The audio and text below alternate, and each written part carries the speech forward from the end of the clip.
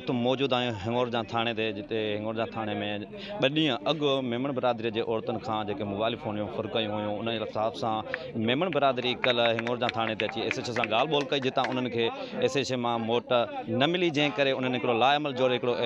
ऐलान कयो त अॼु नेशनल हाईवे खां जेका मेमण बिरादरी हिंगोरजां शहर मां रैली कढी मुकमिल शटर बंदि हड़ताल करे जेको हिंगोरजां थाणे ते धरणो हणंदो उन वक़्तु हिंगोरजां थाणे ते जेको आहे सो हिन वक़्तु धरणो लॻी चुको ऐं वेठा आहिनि अचो त उन्हनि सां ॻाल्हि ॿोल कयूं त उन्हनि जो वधीक हिन फुर बाबति छा चवणु आहे। ही वाक़ियो असांजे सिंधी समाज जे मथां हिकिड़ो कारो दाग आहे।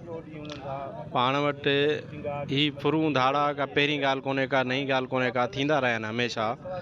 पर सिंध जे समाज में इहो रहियो आहे त औरत ऐं बुज़ुर्गनि जो तक़दुस ऐं उन्हनि जो एतिराम हमेशह लोफर ऐं ॾोहारी कंदा रहिया आहिनि। माज़ीअ में जॾहिं माण्हूअ खे राति जो देरि मदार केॾियूं बि ॾुखियूं हालतूं हुजनि काॾे कमे कारे वञिणो थींदो त पंहिंजे तहफ़ुज़ जी अलामत सम्झंदो औरत खे गॾु करणु, त जेकॾहिं मोटरसाइकिल ते गॾु मूंसां औरत हूंदी त को लोफर मुंहिंजे पासे न ईंदो। पर हीअ नहायत अफ़सोसनाक आहे त लोफर एॾा बेहया बेग़ैरत ऐं बेहस थी विया आहिनि त हिंगोरजां शहर जे नियाणियुनि खां मोबाइल फुरकण जी कोशिशि जे दौरान जॾहिं उनजी नंढड़ी रोए पई त उनखे बजाए उनजे मथे ते हथु रखण जे उनखे छॾण जे उनखे चमाटूं हयूं वयूं आहिनि। ऐं उनखां गॾोगॾु ही पुलिस जी इंतिहाई वॾी नाअहली ऐं लापरवाही चइजे त 24 कलाक लॻभॻि गुज़रण वारा उन वाक़िए खे हींअर ताईं पुलिस कख वञी बि बीणो नाहे कयो ऐं शहरी मजबूरनि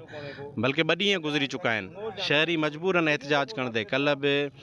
इलाही सारा खोड़ वॾे तइदाद में शहरी एहतजाज करे हिंगोरजां थाणे ते आया तौर ते शहर जे अमन अमान खे बहाल करायो वञे, पर हिन बिलख़ुसूस हिन वाक़िए जा फिलफोर जवाबदार गिरफ़्तार करे उन्हनि खे कैफ़रे किरदार ताईं पहुचायो वञे। तव्हां जेको आहे सो कल्ह SHO सां मिलियो उनखां पोइ तव्हां जेको आहे सो सोशल ज़रिए जेको आहे पोस्टूं हलायूं हिकिड़ो इतलाह ॾिनो आहे जो एहतजाज खां पोइ धरणे जो, त इन हिसाब सां को मथीं लेवल ते SHO खां सवाइ करे DSP या SSP ऑफिस मां या DIG ऑफिस मां या कंहिं ॿियनि तरहनि मां तव्हांखे का फ़ोन कॉल आई त तव्हांजी जेको आहे सो तदारक थिए थो या हिंगोरजां जी मालिकी कीअं हूंदो? कल्ह हिंगोरजां थाणे ते एहतजाज जे दौरान ई DSP गंबट राब्तो कयो बुज़ुर्गनि सां दोस्तनि सां ऐं उन चयो पिए त 2 ॾींहंनि जो टाइम ॾियो, जंहिंखे ज़िम्मेदार दोस्तनि चयो त असां सुभाणे शाम 5 बजे ताईं तव्हांजो इंतज़ारु कंदासीं। जेकॾहिं तव्हां को बि जोगो जेकॾहिं का कार्रवाई करे अतमंद इंसान उहो रंजीदा आहे, बेग़ैरतनि ते का मयार ई कोन्हे का। जंहिं बि इंसान जे अंदरि इंसानियत ज़िंदा आहे, जंहिंजो ज़मीर ज़िंदा आहे, उहो इंतिहाई ॾुखोयल आहे, उहो वॾे करब में आहे, उहो परेशान आहे त हीउ हिंगोरजां में थी छा रहियो आहे। इन जे करे वधीक को बि इंतज़ारु नथो करे सघिजे ऐं जेकॾहिं फिलफोर पुलिस का कार्रवाई करे थी त ठीकु आहे, न त एहतजाज जो रस्तो उनखे जारी। वाक़ा करणु मूं वसि ॿुधणु कमु ॿारो चंदियो साईं। हक़ीक़त इहा आहे त मां तमामु बिरादरी जे जेके बि दोस्त हिते आया आहिनि उन्हनि जो शुक्रियो थो कयां। हुननि मुंहिंजी हौसला अफ़ज़ाई कई आहे, अलाह पाक उन्हनि खे वधाईंदो। हीअ माना हुननि खे हिकिड़े माना जेका शइ झंझोड़े न कंहिंखे, हीअ जेको वाक़ियो थियो आहे हिंगोरजां में पहिरियों दफ़ो की नियाणी खां जेको आहे न फुरत थी आहे,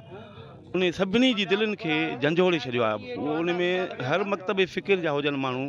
मज़दूर आहे, मिसकीन आहे, अमलदार आहे या दुकानदार आहे, जेको बि आहे उन्हनि सभिनी झंझोड़े छॾियो आहे। असां IG साहब खां अपील था कयूं, IG साहब खे अपील था कयूं त असांजो इंसाफ़ कयो वञे, फ़ौरन असांखे इंसाफ़ ॾिनो वञे। SP साहब अमीर सऊद मक्सी साहब, असांखे उमेदूं आहिनि त तव्हां इंसाफ़ मुहैया कराईंदड़ आहियो। बिल्कुलु असांखे तव्हां ते इतबार आहे, पर जेको असांखे हेठें स्टाफ आहे उन्हनि ते असांखे न कॾहिं बि असांखे इतमाद न रहियो आहे।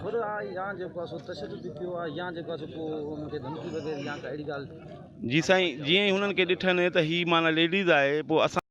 गुज़ारनि जी तमामु ॻाल्हियूं ॿुधियूं, उन्हनि जो हिकिड़ो ई मुतालबो हो त हिंगोरजां शहर में अमन अमान जी जेका सूरत हाल आहे उहा बिल्कुलु बरक़रार रखी वञे, असांखे सुकून सां रहणु ॾिनो वञे। कैमरा टीम सां गॾु इंसाफ़ अली मंगने जो कोछर डिजिटल इस्लामाबाद।